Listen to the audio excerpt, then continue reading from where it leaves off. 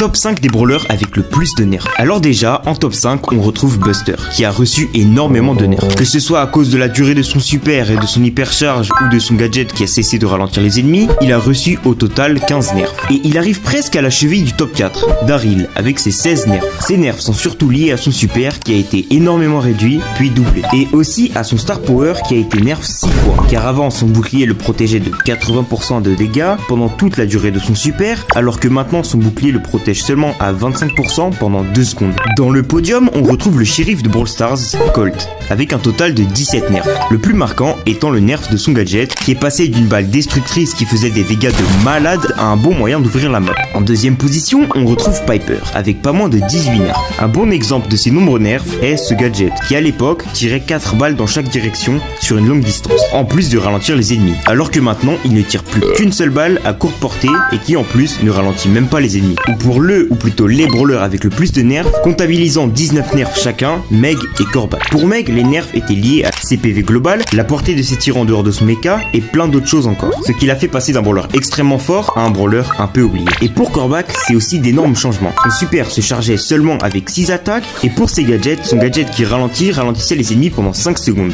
Et on se rend pas compte, mais c'est énorme. Pour ce qui est de son gadget du bouclier, ça le protégeait de 60% de dégâts. Donc voici le